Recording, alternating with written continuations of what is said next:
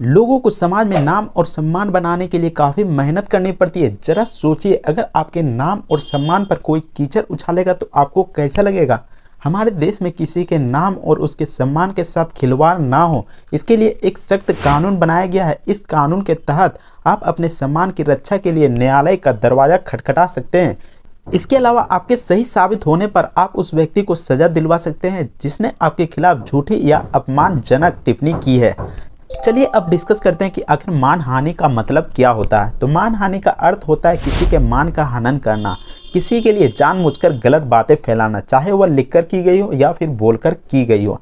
यह किसी व्यक्ति की प्रतिष्ठा को नुकसान पहुंचा सकता है या समाज में व्यक्ति के सम्मान या विश्वास को कम कर सकता है। इसे सरल शब्दों में किसी को बदनाम करना भी कहा जा सकता है। चलिए अब बात कर लेते हैं कानूनी भाषा में मानहानि को आखिर किस तरीके से समझा जाता है। इंडियन पीनल कोड यानी भारतीय दंड संहिता की धारा 499 और 500 में व्यक्ति की प्रतिष्ठा की सुरक्षा के लिए प्रावधान है।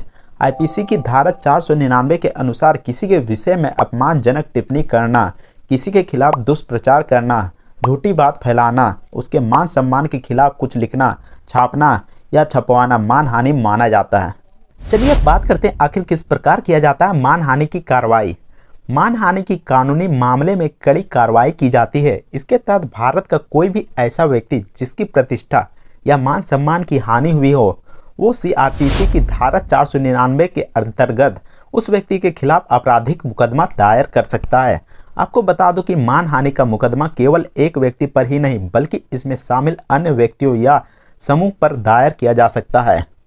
यही नहीं, देश का कानून ये भी हक देता है कि अगर किसी व्यक्ति का नाम खराब करने की साजिश किया जा रहा है या उस व्यक्ति या उसके व्यवसाय में कुछ क्षति या हानि हुई हो तो मानहानि का मुकदमा करने वाला व्यक्ति हर्जाने के लिए कोर्ट में अलग से भी केस दाखिल कर सकता है।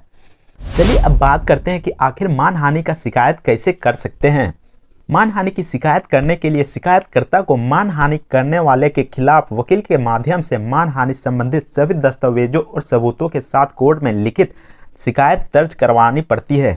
कोर्ट इसे आगे बढ़ाते हुए शिकायतकर्ता के बयान को दर्ज करता है। मामले की गंभीरता को देखते हुए अदालत एक या दो अन्य गवाहों के बयान को भी दर्ज करता है। इन बयानों के आधार पर शिकायत सही पाए जाने पर मुकदमा दर्ज होती है और कोर्ट आरोपितों को अदालत में पेश होने के लिए आदेश जारी करती है। आखिर मानहानि का मुकदमा दायर करने के लिए कितना फीस लिया जाता है। इसके लिए कोई भारी भरकम रकम नहीं देनी पड़ती है बल्कि छोटी सी राशि देनी पड़ती है। मानहानि का मुकदमा दर्ज करने के लिए अलग अलग राज्यों में अलग अलग फीस निर्धारित है। वही मुकदमे के साथ आप हर्जाने की भी मांग करते हैं तो इसके लिए आपको 5 से 7% अलग से फीस देनी पड़ती है। चलिए लास्ट पॉइंट की बात कर लेते हैं। आखिर दोषी पाए जाने पर क्या होती है मानहानि की सजा। मानहानि की सजा का प्रावधान धारा 500 सीआरपीसी में तय है। इसके तहत मानहानि के लिए दोषी पाए जाने वाले व्यक्ति को 2 साल के लिए कारावास अथवा जुर्माना या फिर दोनों की सजा भुगतनी पड़ती है। इसके तहत आप अपने अनुसार मानहानि की राशि क्लेम कर सकते हैं।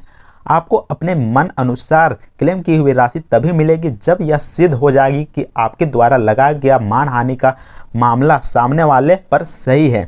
साथ ही जुर्माना राशि आरोपी की हैसियत और दोनों पक्षों में हुई बातचीत पर भी निर्भर करेगी।